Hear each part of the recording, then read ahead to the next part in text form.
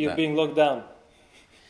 In a way, yeah. I mean, I've had it easier than others, I guess. But just at the end of March, actually, the first week into lockdown in the UK, I got I was approached by a BBC filmmaker who wanted to do a film about the lockdown and about the Arab community in London in particular, in Okay. lockdown, and they asked me to participate as a character and play a bit of music for the soundtrack. Can you tell what it is about, or you cannot tell yet? Yeah, no, it's fine.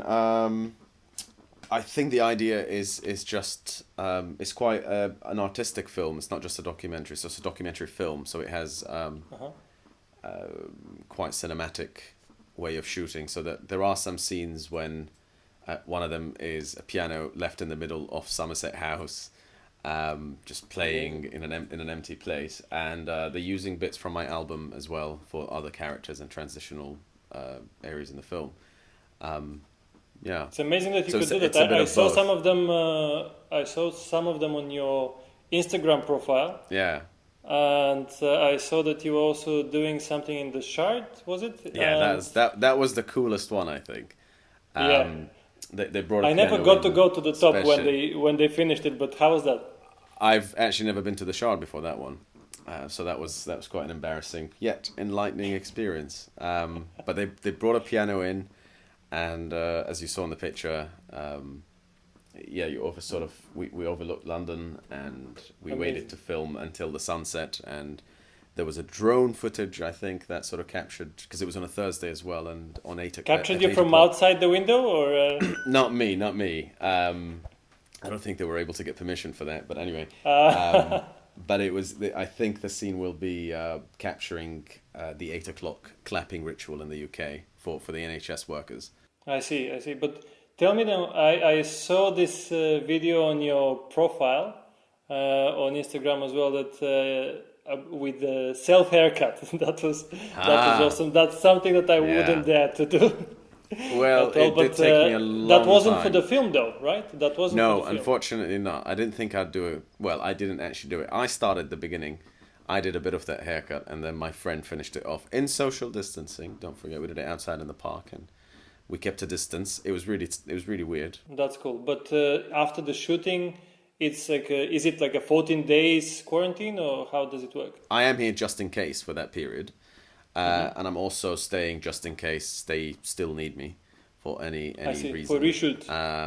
Yeah, but none of that has happened. So yeah, That's that was good. And because in Manchester I live with someone who's vulnerable, so it's just precautionary to make sure. I mean, I've Right. thankfully not showed any symptoms or anything,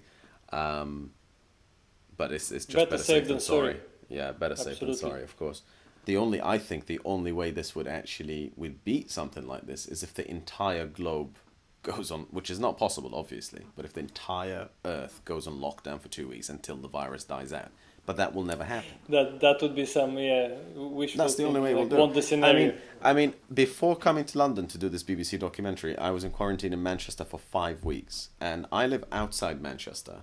So the only time I left the house was going to the shop or going for a walk.